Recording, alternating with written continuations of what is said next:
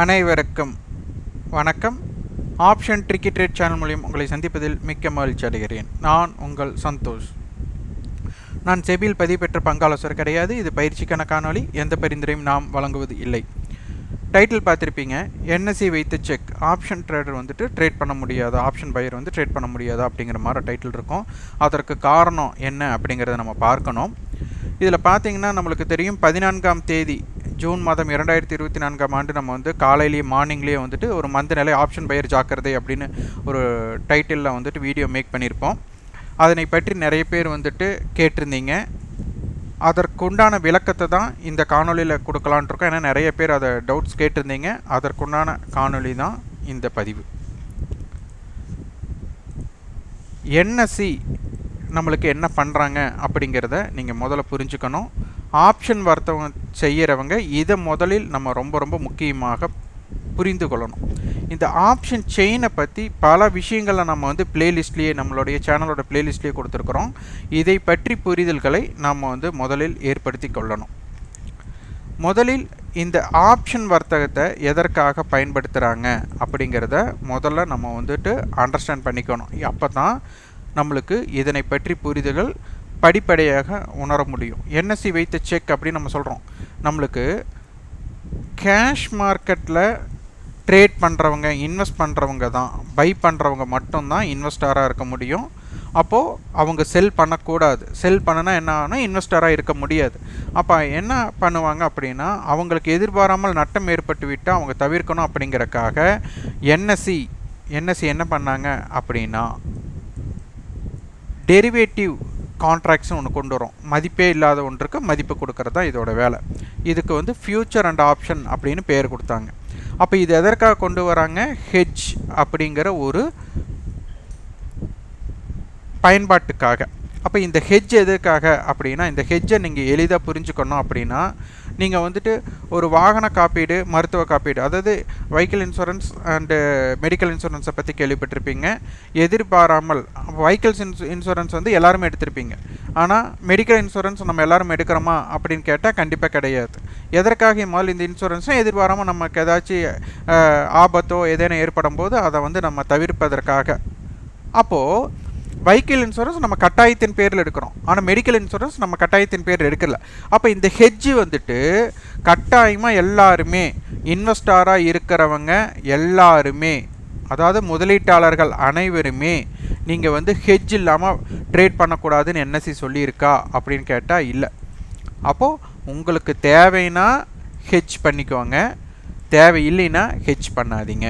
அப்போது தேவை ஏற்படும் போது, அப்போ அந்த தேவை எப்போ ஏற்படும் அப்படின்னு நம்ம எடுத்துக்கிட்டால், நம்ம எதிர்பாராமல் சந்தை மிகப்பெரிய ஏற்றமோ இல்லை மிகப்பெரிய இறக்கமோ சந்திக்கும் அப்படின்னு நம்மளுக்கு தோணுனா மட்டும்தான் நம்ம என்ன பண்ணுவோம், ஹெட்ஜ் பண்ண போகிறோம். அப்போது இந்த ஹெட்ஜ் வந்து நம்மளுக்கு பயன்படுத்தக்கூடிய வாய்ப்பு இருந்தால் தான், அப்போ பயம் இருந்தால் தானே நம்ம பயன்படுத்துவோம். அப்போ பயமே இல்லைன்னா ஹெட்ஜ் பண்ணுவோமா அப்படின்னு கேட்டால் கண்டிப்பாக கிடையாது. அப்போ இதை முதல்ல புரிஞ்சுக்கிட்டு நம்ம பார்க்கணும். அப்போது இந்த ஆப்ஷன்ஸோட ப்ரீமியம் ஸ்ட்ரைக்கை கொண்டு வந்துட்டாங்க. அதில் இம்ப்ளைடு வாலட்டிலிட்டி அப்படின்னு ஒன்று கொண்டு வந்திருக்காங்க. அந்த இம்ப்ளைடு வாலட்டிலிட்டி வச்சு தான் நம்மளுக்கு ஒரு ஆப்ஷன்ஸோட ஸ்ட்ரைக்கோட ப்ரீமியத்தை நமக்கு நிர்ணயம் செய்கிறார்கள். இதை வந்துட்டு நம்மளுக்கு IDM option, ATM option, OTM option வச்சு பிரிக்கிறாங்க. அப்போ இதோட ஒவ்வொரு ப்ரீமியத்திற்கும் நம்மளுக்கு என்ன இருக்குது அப்படின்னா, அதற்குள்ளே வந்து அமைப்புக்கு ஒரு இம்ப்ளைடு வாலட்டிலிட்டி அப்படின்னு ஒன்று வச்சுருக்காங்க. இதை நம்ம எளிதாக ஒன்று புரிந்து கொள்ளலாம்னா எப்படின்னா, நம்ம ஒரு இன்ட்ரெஸ்ட் ரேட் அப்படிங்கிற மாதிரி ஒரு கம்பேர் பண்ணிக்கோங்க.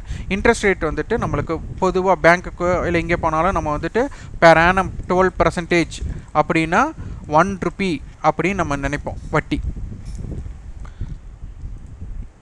இந்த வட்டி விகிதம் அப்படிங்கிறதோட ஏன் நம்ம கம்பேர் பண்ணுறோம் அப்படின்னு முதல்ல நம்ம தெரிஞ்சுக்கணும்.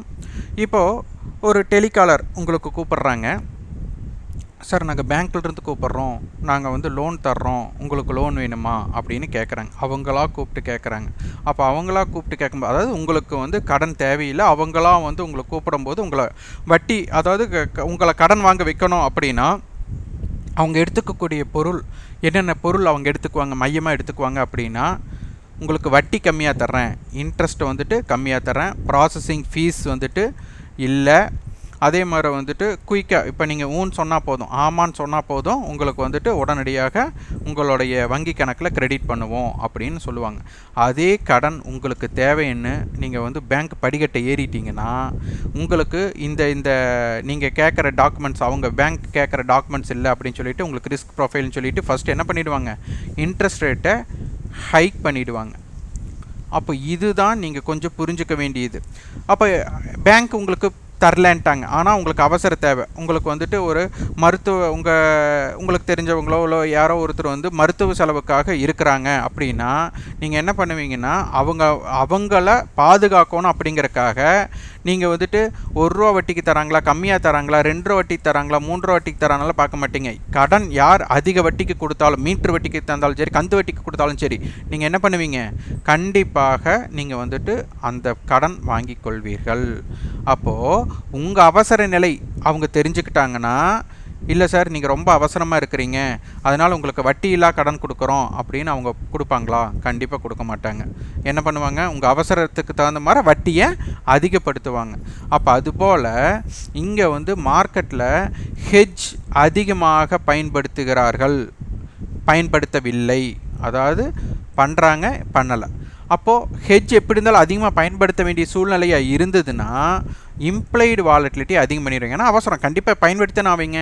ஆனால் யாருமே ஹெட்ஜை பயன்படுத்தலை அப்படின்னா என்ன பண்ணிவிடுவாங்கன்னா உங்களுக்கு இம்ப்ளைடு வாலட்டிலிட்டி கம்மி பண்ணிவிடுவாங்க. இது எப்படி இன்னும் கொஞ்சம் விளக்கமாக நம்ம எடுத்துக்கலாம் அப்படின்னா, இப்போ சாதாரண நாட்களில் ஒரு பூ மாலையோட விலை வந்துட்டு ஒரு 100 ரூபா இருக்குதுன்னு வச்சுக்கோங்க.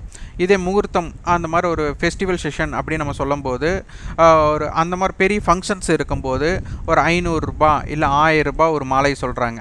இது உங்களுக்கு அந்த மாலை தேவையில்லை அப்படின்னா என்ன சொல்லுவாங்க இவங்க, 500 1000ன்னு சொன்னால் வேண்டான்ட்டு வந்துடுவீங்க. இதே ஒரு கல்யாணத்துக்கு இருக்கிற மணமகன் இருக்கார் அப்படின்னா அவர் வந்துட்டு ஐயோ 500 1000மா, நான் எனக்கு மாலையே வேண்டாம், மாலை இல்லாமல் நான் திருமணம் பண்ணிக்கிறேன்னு சொல்லுவாரா?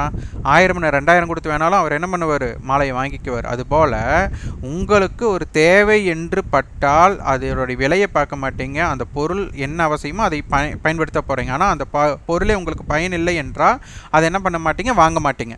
அதுபோல் உங்களுக்கு ஒரு அசாதாரண சூழ்நிலை சந்தையில் இருக்குது அப்படின்னா உங்களுக்கு கண்டிப்பாக ஒரு பொசிஷனை ஓப்பனாக விட மாட்டாங்க, ஹெட்ஜ் கண்டிப்பாக பயன்படுத்துவாங்க. அப்போ ஹெட்ஜை பயன்படுத்தும் போது என்எஸ்சி என்ன பண்ணுறாங்க அப்படின்னா இம்ப்ளைடு வாலட்டிலிட்டியை அதிகம் பண்ணுவாங்க. இப்போ இதோட ப்ரீமியம் 7 இருக்கும்போது 114 ரூபா இருக்குன்னா இது 20 அப்படின்னு இருந்தால் இதனுடைய ப்ரைஸ் இன்க்ரீஸ் ஆகும், 30ன்னு இருந்தால் ஒரு ப்ரைஸ் ஆகும். இப்போ இது எடுத்துக்காட்டுக்காக பாருங்கள், இப்போ வந்து ஒரு 1000 ரூபா 1 ரூபா வட்டி அப்படின்னு எடுத்துக்கிட்டா அப்போ நீங்கள் எவ்வளோ பே பண்ணுவீங்க, 10 ரூபா பே பண்ணுவீங்க. ஏன்னா 100க்கு 1 ரூபா, 1000க்கு 10 ரூபா. இதே 2% மாற்றினா 20 ரூபா, 3% மாற்றினா 30 ரூபா, 4% மாற்றினா 40 ரூபா. அப்போ அதுபோல் இங்கே எப்படி வட்டியை ஏற்றுனா அந்த வட்டியோட தொகை ஏறுகிறதோ அதுபோல் இந்த இம்ப்ளைடு வாலட்டிலிட்டியை ஏற்றுனா என்ன ஆகும்னா ப்ரீமியத்தோட விலை அதிகரிக்கும். அதே மாதிரி இந்த இம்ப்ளைடு வாலட்டிலிட்டி குறைத்தா ப்ரீமியத்தோட விலை கம்மியாயிடும். இது முழுக்க நீங்கள் வந்து டிமாண்ட் மற்றும் சப்ளைனால் ஆப்ஷனுடைய ப்ரீமியம் இல்லை அப்படிங்கிறத முதல்ல நம்ம புரிஞ்சுக்கணும். ஏன்னா இது வந்து ஒரு வடிவமைப்பு, இந்த மாதிரி தான் ஸ்ட்ரக்சரில் இருக்கும்னு இங்கே ஒரு ஃபார்மேஷன் இருக்குது, அதன் அடிப்படையில் தான். ஆனால் இதனுடைய விலை பார்த்திங்கன்னா ஃப்யூச்சரோட அடிப்படையில் அமைகிறது அப்படிங்கிறத நம்ம முதல்ல புரிஞ்சுக்கணும். நிறைய பேர் பார்த்திங்கன்னா ஐடிஎம், ஏடிஎம், ஓடிஎம் அப்படிங்கும்போது ஏடிஎம்மை வந்து எல்லோரும் என்ன சொல்லுவாங்கன்னா கண்டிப்பாக ஸ்பாட் எங்கே இருக்கோ அந்த இடம்தான் ஏடிஎம் ஸ்ட்ரைக் அப்படின்னு சொல்லுவாங்க. ஆனால் இது வந்து கொஞ்சம் யோசிக்கக்கூடிய விஷயமா இருக்கணும். இந்த இடத்துல நான் ஒரு புரிதலுக்காக ஒரு விளக்கம் கொடுக்குறேன். இப்போ இந்த நிஃப்டியோட ஃப்யூச்சர் வந்து கரண்ட் ஃப்யூச்சரை நம்ம பார்க்கும்போது அதில் ஒரு என்னென்னா மார்க்கெட்டில் ஸ்பாட்டுக்கும் ஃப்யூச்சருக்கும் உண்டான வித்தியாசம் இல்லை. 23,465 ஃப்யூச்சர் வந்து 23,466 பெரிய வித்தியாசம் இல்லை. அப்போது ஜூலை கான்ட்ராக்ட் நான் பார்க்குறேன் 23,568.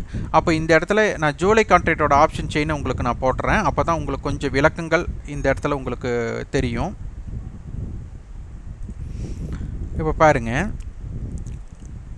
நம்ம நினைப்போம் ஸ்பாட் இருக்கிறதுனால இதுதான் ஏடிஎம் அப்படின்னு நினைப்போம். ஆனால் இங்கே அதுதான் முரண்பாடாக ஏற்படுது. 23,600 கால் 600 புட்டோட விலை பார்த்தீங்கன்னா சேமாக இருக்கும். அப்போது இது ஃப்யூச்சரோட அடிப்படையில் தான் இந்த ஆப்ஷனோட ப்ரீமியம் இருக்குது அப்படிங்கிறது இங்கே தெளிவாக தெரியுது. அப்போது ஃப்யூச்சரோட இடம் எங்கே இருக்கோ அதை ஏடிஎம்மாக எடுத்து நீங்கள் அதுக்கு தகுந்த மாதிரி ஒரு ஸ்ட்ராட்டஜி பில்ட் பண்ணிங்கன்னா உங்களுக்கு வந்து இது சிறப்பாக இருக்கும். இப்போ இதே 23,450 இருக்காங்க பார்த்தீங்கன்னா, கால் 466 ரூபா இருக்காங்க, புட் வந்து 345 ரூபா இருக்காங்க. இதுலேயே பிரச்சனை உங்களுக்கு வந்தாச்சு. அப்போது இதை ஃபஸ்ட்டு நீங்கள் புரிஞ்சுட்டிங்கன்னா, அப்போ இதோட அமைப்பு எப்படி அமைஞ்சிருக்கு அப்படின்னு புரிஞ்சுட்டாலே உங்களுக்கு பல விடயங்கள் உங்களுக்கு கிடைக்கக்கூடிய வாய்ப்பு இருக்குது. அப்போ இந்த இம்ப்ளைடு வாலட்டிலிட்டி குறைவாக இருந்தால் ஆப்ஷன் பையர் அப்படிங்கிறவங்க 80% ட்ரேடு பண்ணாமல் தவிர்க்கிறது நல்லது. அப்படியே ட்ரேடு பண்ணினாலும் ஐடிஎம் ஆப்ஷன் டிகே ஏற்பட்டு அவங்களுக்கு உண்டான ப்ரீமியம், அதாவது ஆப்ஷன் செல்லர் வந்துட்டு அவங்க பொசிஷனை ப்ராஃபிட் புக் பண்ணுவாங்க. அந்த இடத்துல தான் நீங்கள் ட்ரேடு பண்ணினா மட்டும்தான் இந்த இடத்துல வாய்ப்பு. அதனால தான் என்எஸ்சி வைத்த செக் அப்படின்னு சொன்னோம். இதே சதுரங்க விளையாட்டு பற்றி புரிஞ்சவங்களுக்கு தெரியும். செக்மெட்னா லீகலாக ஆப்பனண்ட்டுக்கு வந்துட்டு ஒரு மூவே இருக்காது. ஆனால் செக் வச்சா கண்டிப்பாக லீகல் மூவ் ஆப்பனண்ட்டுக்கு இருக்கும். அதனால தான் என்எஸ்சி வைத்த செக். அப்போ நம்மளுக்கு வந்து ஒரு மூமெண்ட் இருக்குது. அப்போ ஆப்ஷன் பையர் வந்துட்டு எந்த இடத்துல ட்ரேட் பண்ணணும், எந்த இடத்துல ட்ரேட் பண்ணக்கூடாது அப்படிங்கிற பிரிவினையை ஃபஸ்ட் நம்ம புரிஞ்சுக்கணும். அப்போது இந்த இம்ப்ளைடு வாலட்டிலிட்டி குறைவாக இருந்தால் மார்க்கெட்டோட மூமெண்ட் நம்மளுக்கு என்னவாக இருக்குன்னா ஸ்லோவாகிடும். அப்போ என்ன ஆகிடும்னா சைடு வேவாக மார்க்கெட் இருக்கிறதுக்கு அதிகமான ப்ராபபிலிட்டி ஆஃப் சான்சஸ். அப்போ மூமெண்ட்டு வந்து ஒன் சைடு மூமெண்ட் இருக்காது அப்படின்னா இருக்கும். அதுக்கு 20% தான் வாய்ப்பு. ஆனால் அந்த 20% வாய்ப்புக்காக நீங்கள் போய் ஏதாச்சும் மார்க்கெட்டில் சிக்கிட்டிங்கன்னா உங்களால் ட்ரேடே பண்ண முடியாத சூழ்நிலையாக மாறிவிடும். அதனால தான் இந்த இடத்துல மந்த நிலை அப்படின்னு சொல்லியிருந்தோம். அப்போ காரணம் ஃபஸ்ட் நம்ம புரிஞ்சுக்கணும். அப்போ மார்க்கெட்டில் பயம் இல்லை. அந்த பயம் இருந்தால் தான் ஹெட்ஜ் பண்ணுவாங்க. அப்போ ஹெட்ஜ் பண்ணக்கூடிய பயம் அங்கே இல்லைன்னா மார்க்கெட்டே மூவ்மெண்ட் ஆகலை அப்படிங்கிறது இந்த இடத்துல நம்மளுக்கு தெளிவாக தெரியுது. அப்போ இதை முதல்ல நம்ம புரிஞ்சுக்கிட்டு அதற்கேற்றவாறு நம்ம வர்த்தகம் செய்ய முற்படணும். அதனால் வந்துட்டு மந்த நிலை ஏற்பட ஸ்லோ டவுன் ஆகக்கூடிய வாய்ப்பு தான் இம்ப்ளைடு வாலட்டிலிட்டி குறைவாக இருக்குது. அப்போ அந்த இடத்துல நீங்கள் பிரேக் அவுட் ஸ்ட்ராட்டஜி என்ன இதுக்கு இம்பார்ட்டன்ஸ் கொடுத்தாலும் உங்களுக்கு கிடைக்கக்கூடிய லாபம் அப்படிங்கிறது குறைவாகவும் நட்டம் அதிகமாக ஏற்படக்கூடிய வாய்ப்புகள் இருக்கும். ஆவரேஜ் மெத்தடெல்லாம் போனீங்கன்னா நிறைய லாஸ் வரும். அதனால் ஆப்ஷன்ஸ் பையர்ஸ் வந்து அந்த மாதிரி இடத்த முதல் வந்துட்டு தவிர்த்துட்டு அவங்களுக்குன்னு ஒரு ஆக்ஷன் வரும்போது அவங்க வியாபாரம் செய்ய முற்பட்டாங்கன்னா மிக சிறப்பாக இருக்கும். இதை வந்து உங்களுடைய பார்வையில் சந்தையில் பார்த்து பழகுங்க. அப்போ தான் இதை பற்றி உங்களுக்கு புரிதல் ஏற்படும்.